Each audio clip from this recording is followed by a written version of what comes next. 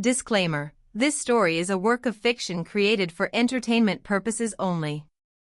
It does not promote or encourage inappropriate behavior. All characters are adults, and the content follows YouTube's community guidelines. I never thought a quiet evening at home would turn into one of the most unforgettable nights of my life. The house was unusually silent, the kind of silence that makes you hear even the faintest creak of the floorboards. I had just settled down, expecting a calm night, when an unexpected knock on my bedroom door broke the stillness. It was my stepdaughter's friend. She stood there, a little hesitant but with a look in her eyes that told me she needed something. At first, I thought she might want to borrow a blanket or ask for water. But then, in a voice so soft I almost didn't catch it, she asked if she could share my bed for the night. I froze for a second, not knowing how to respond. It was such a surprising request, one I hadn't seen coming. She explained that she couldn't sleep, that the guest room felt strange, and that being alone was making her uneasy. Her words were calm, but I could sense the nervousness behind them. I tried to read her expression, wondering what had brought her to my door instead of going to my stepdaughter.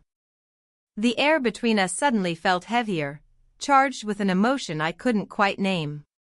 She shifted from one foot to the other, waiting for me to say something. Part of me wanted to keep things simple, to politely suggest she go back to her room. But another part of me, the part noticing the vulnerability in her eyes, hesitated. I knew her as my stepdaughter's close friend, someone who had spent countless weekends at our home, joining family dinners, watching movies in the living room, and laughing with everyone as though she were part of the family. But tonight, she wasn't laughing. She wasn't surrounded by noise and warmth. She was standing in front of me, asking for comfort in a way that felt strangely personal. My mind raced with questions. Why me? Why not her best friend, who was just down the hall? Why not wait until morning to explain whatever was bothering her? Something told me this wasn't just about being scared of a dark room. I stepped aside, allowing her into the room. She moved carefully, almost as though she was afraid of being turned away at the last second. The soft light from the bedside lamp cast a warm glow on her face, highlighting an expression that was a mix of relief and unease. "Are you sure you're okay?" I asked gently, trying to keep my voice steady. She nodded, sitting down on the edge of the bed. I don't want to be alone tonight." Her words lingered in the air, heavier than they seemed at first. I sat down a short distance away, still trying to figure out what she really meant. Was it just about the silence of the house? Or was there something deeper she wasn't saying out loud? We talked quietly for a while, about small things at first, the movie they had watched earlier, the dinner we'd shared, the way the rain had tapped softly against the windows that evening. She laughed lightly once or twice, but it was a nervous kind of laughter, not the carefree sound I was used to hearing from her. As the minutes passed, I realized how close we suddenly were, not just physically but emotionally. She was letting me see a side of her that I'd never seen before. And I couldn't help but wonder what had pushed her to open up to me instead of anyone else. When she finally lay down, I could feel the tension in the room shift again. The space between us seemed smaller than it really was. My thoughts kept spinning, about boundaries, about trust, about the unspoken weight in her voice when she had asked to stay. I turned off the lamp, and the room fell into a soft, shadowy darkness. For a moment, the only sound was our breathing. I told myself to stay calm, to treat this as nothing more than a request for comfort. But deep down, I knew something about this night was different, something that would change the way I looked at her forever. Just when I thought she had drifted off to sleep, I felt her shift slightly closer. My heart skipped a beat, my mind racing to make sense of what was happening. I wasn't sure if she meant it or if it was just a half-asleep movement. I lay still, caught between the urge to speak and the fear of shattering the delicate silence. In that moment, I realized this night was far from ordinary. And whatever came next, I knew it would leave a mark neither of us could forget. Before I could decide what to do, she whispered my name in the darkness, soft, uncertain, but filled with a meaning I couldn't yet understand. And that's when I realized, this night was only just beginning. Would you like me to also write the next 900 words continuation for you so the story builds smoothly from here? The sound of her whisper lingered in the darkness, almost like a question hanging in the air. I turned slightly, trying to see her face, but the shadows made it hard to read her expression. She didn't say anything else, and for a moment, I thought maybe I had imagined it. But then, as the silence stretched on, I realized she was waiting for me to respond. My throat felt dry, and all I could manage was a soft, yes? She didn't answer right away. Instead, she shifted again, closer than before, and I could feel the warmth of her presence. My thoughts tumbled over each other, searching for some kind of explanation. This was my stepdaughter's friend, someone I had known for years, someone who had always felt like part of the family. Why did tonight feel so different? I tried to remind myself of all the ordinary moments we had shared, the family barbecues where she helped set the table, the movie nights where she laughed louder than anyone else, the afternoons when she and my stepdaughter sat in the kitchen talking about school and friends. She had always seemed confident, full of life, the kind of girl who made a room brighter just by walking into it. But now, lying there in the dim light, she seemed different. Quieter. Vulnerable. Almost fragile. I wanted to ask what was really wrong, but something held me back. Maybe I was afraid of the answer. Maybe I was afraid that asking would break the fragile connection forming between us in that moment. So instead, I just listened. The steady rhythm of her breathing filled the room, and the occasional creak of the house settling reminded me how still the night had become. Finally, she spoke again, her voice low, barely above a whisper. Do you ever feel like you don't belong where you are? The question caught me off guard. It wasn't what I had expected, but it told me more than she probably realized. She wasn't just restless or uncomfortable in the guest room. She was wrestling with something deeper. All the time, I admitted, my voice matching her quiet tone. More than you'd think. She turned her head slightly, and though I still couldn't see her face clearly, I could sense the faintest hint of a smile, or maybe just relief that I hadn't brushed off her question. We lay there in silence again, the kind that feels less like emptiness and more like shared understanding. I thought back to when she first started coming over years ago. At the time, she was just another teenager hanging around the house, full of energy and stories. But as she got older, I noticed how much she had changed. She carried herself differently, more aware of the world around her, and sometimes I caught glimpses of an unspoken weight in her eyes. Sometimes, she whispered again, I feel like no one really sees me. Like I'm always just someone's friend, someone's guest. But not me. Not really. Her words hit me harder than I expected. I hadn't realized how invisible she felt, especially in a house where she was so often surrounded by people. I wanted to tell her I had noticed her, that she wasn't just another face in the crowd. But the words stayed stuck in my throat. Instead, I said softly, I see you. She didn't respond right away, but I could feel the change in the air between us.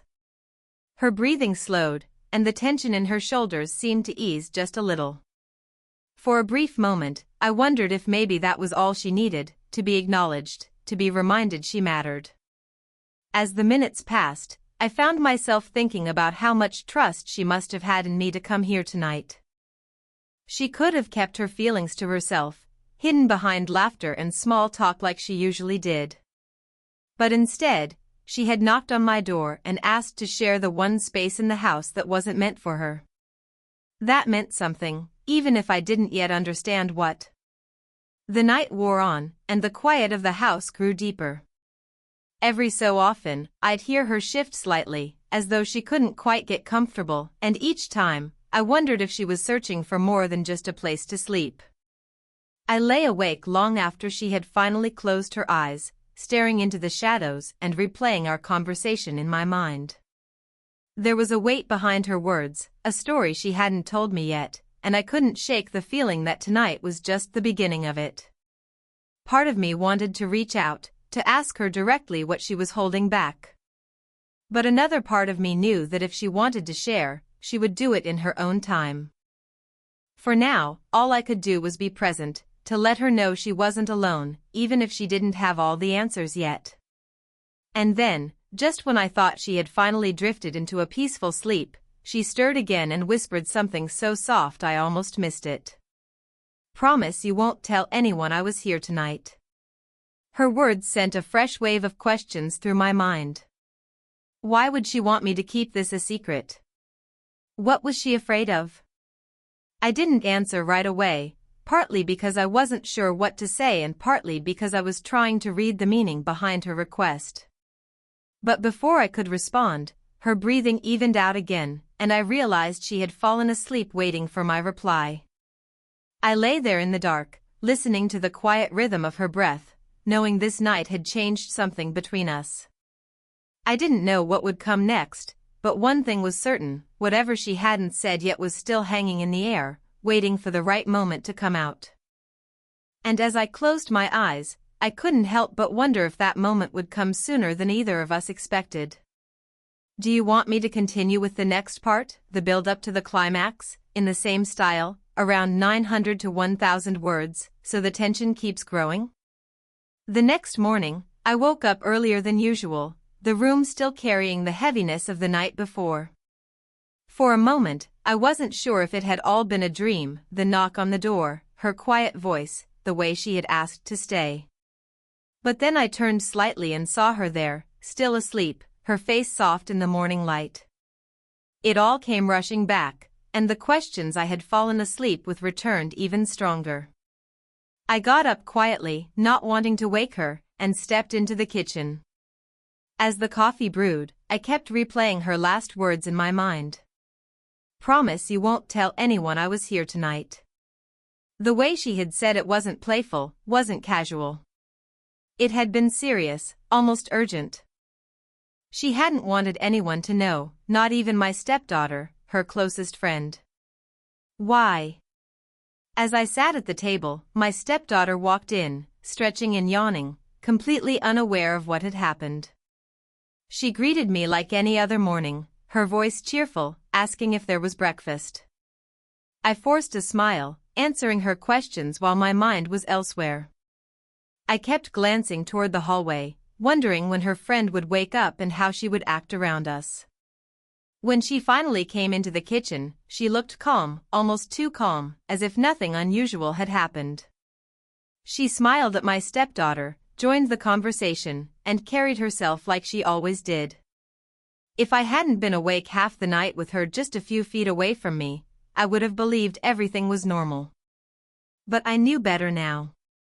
Throughout the day, I noticed little things. She laughed when she was supposed to, but her eyes didn't match the laughter. She joined in on the plans they were making, but every so often, her gaze would drift toward me, quick and fleeting, as if checking to see if I remembered. I did. Later that afternoon, while my stepdaughter was upstairs, I found myself alone with her in the living room. The TV was on, but neither of us was really watching it. The silence between us was thick, and I could feel the weight of what had gone unsaid. Finally, I asked, "Are you okay?" "Really?" She looked at me for a long moment before giving a small shrug. "I'm fine." But her voice wavered just enough to tell me she wasn't. I wanted to press further, to ask her what she had meant last night when she said she didn't feel like she belonged anywhere. But before I could, my stepdaughter came back into the room, and the moment was gone. That night, I couldn't stop thinking about her words, about the trust she had placed in me by coming to my room instead of anyone else's. There was clearly something she was hiding, something she hadn't told even her closest friend. And I couldn't shake the feeling that whatever it was weighing heavily on her. The following day, I caught another glimpse of her vulnerability. She was standing on the back porch, staring out at the yard with a look that seemed distant and lost. When she noticed me, she quickly masked it with a smile, but the sadness lingered in her eyes. "Everything okay?" I asked softly. She hesitated, then nodded. "Yeah, just thinking." But I knew better. Her smile didn't reach her eyes, and I could see the conflict she was carrying, the one she hadn't put into words yet. That night, when everyone else was asleep, I found myself lying awake again, wondering if she would come to my door a second time. Part of me hoped she wouldn't. I wasn't sure I could handle the weight of another conversation filled with unspoken truths. But another part of me, the part that had felt the closeness of the night before, almost expected it. Sure enough, just past midnight, I heard the faintest knock. When I opened the door, she stood there again, her expression almost identical to the night before, nervous, uncertain, yet determined. "I couldn't sleep," she whispered. I stepped aside, letting her in. The room felt instantly different, heavier, like the air itself knew secrets were about to be shared. She sat on the edge of the bed, fidgeting with her hands. I waited, giving her the space to speak, but she stayed quiet for a long time. Finally, she said, "You didn't tell anyone, did you?" "No," I assured her softly. "I didn't." She let out a breath, as though she'd been holding it all day. Then she looked at me, her eyes filled with something I couldn't quite name, fear, hope, maybe both. "There's something I can't tell anyone else," she said slowly, her voice trembling. "But I don't know if I can tell you either." Her words hung in the air, making the silence louder than ever. I wanted to tell her she could trust me, that I'd listen to whatever she needed to share, but before I could respond, she shook her head and lay down, turning her face toward the wall. "Maybe tomorrow," she whispered. And just like that, the chance slipped away again.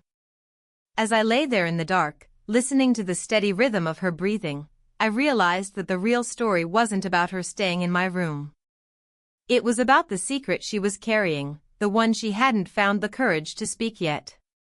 And I knew one thing for certain, whatever it was only a matter of time before it came out. But what would it change when it finally did? Do you want me to take this into the climax phase in the next part, around 800 to 900 words, while keeping the suspense at its peak?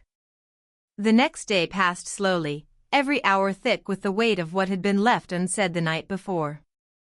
She acted as if nothing had happened, laughing with my stepdaughter, joining in on their usual chatter, but I could see through the mask. Every so often, her eyes would flick toward me, quick glances that carried more meaning than she wanted to admit. And each time, my chest tightened with the knowledge that something important was being held back. By evening, the tension in the house was almost unbearable. My stepdaughter had gone upstairs early, leaving the two of us alone in the living room. The television played quietly, though neither of us was paying attention. She sat on the other side of the couch, her hands clasped tightly in her lap, and I could sense her thoughts swirling, just as restless as mine. I wanted to ask her again what she was hiding, to press her for the truth, but something told me I had to let her come to it on her own.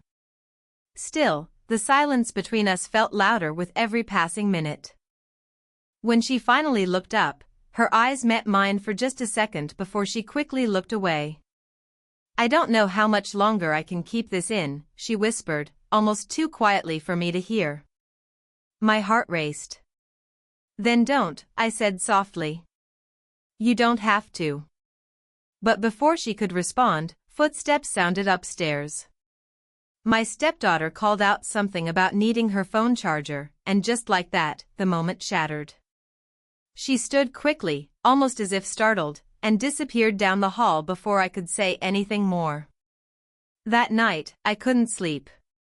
I lay in bed staring at the ceiling, waiting for the soft knock I now half expected. The house had grown silent again, the kind of silence that carried more weight than comfort. My thoughts twisted with possibilities. What secret was she keeping? Why had she chosen me, of all people, to trust with it? And why did it feel like each night was pulling us closer to something neither of us could avoid? Just past midnight, the knock finally came. This time it was firmer, more certain, as though she had made a decision. I opened the door to find her standing there, her face pale, her eyes filled with a mixture of fear and determination. "Can I come in?" she asked quietly. I stepped aside, my chest tight with anticipation. She entered slowly, her hands trembling slightly as she sat on the edge of the bed.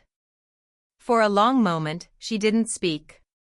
The silence stretched between us, thicker than ever, every second pulling me deeper into the tension. Finally, she looked at me, her voice low and unsteady. "If I tell you, everything might change." The words sent a chill through me. I leaned forward, trying to keep my voice calm. "Then tell me. Whatever it is, you're not alone." She hesitated, biting her lip, her eyes glistening in the dim light. I could see the battle she was fighting inside herself, the urge to confess against the fear of what it might mean. And in that fragile moment, I realized the truth was only a breath away. But before she could say another word, the sound of footsteps creaked in the hallway outside. We both froze, our eyes locking in silent panic as the tension reached its peak. "Do you want me to write the climax scene next, about 700 to 800 words, so the suspense finally breaks?" The hallway creaked again, louder this time, and both of us sat frozen, barely breathing. The doorknob rattled softly, and for a terrifying second I thought my stepdaughter was about to walk in. But then the sound stopped, replaced by silence so heavy it pressed down on both of us. She gripped the blanket tightly, her eyes wide, and I could see how shaken she was. "Maybe it's nothing," I whispered, though I didn't believe it myself. She nodded, but her hand was still trembling. Then, in a voice so faint I almost missed it, she said, "That's what I was afraid of." Her words sent a chill through me. Before I could ask what she meant, she leaned closer, her eyes darting to the door as if making sure no one else was listening. "There's more going on than you think. If anyone finds out I was here tonight, it won't just be me who gets hurt." The weight of her confession hit me hard.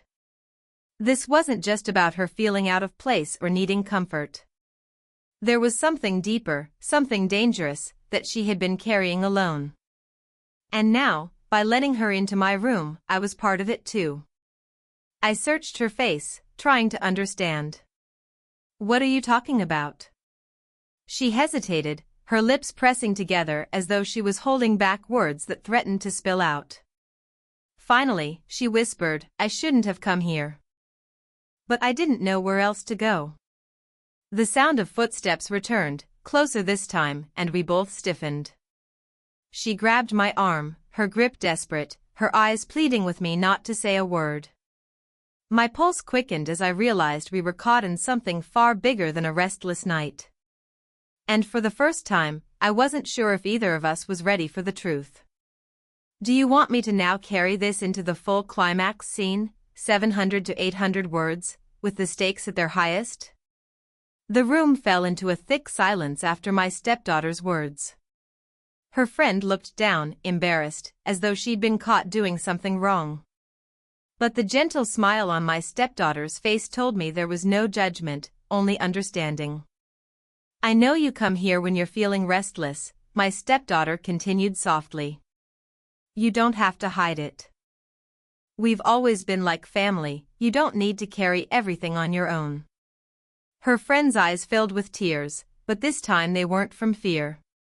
She finally allowed herself to breathe, the tension in her shoulders easing as she realized she wasn't alone in her struggles. I could see the relief in her expression, the weight of secrecy lifting from her. We spent the rest of that night talking quietly, sharing thoughts and feelings that had never been spoken out loud before. She admitted how lost she had been feeling, how being in our home gave her a sense of comfort she couldn't find anywhere else. My stepdaughter listened with patience and kindness, reminding her that she had always been welcome, no matter what.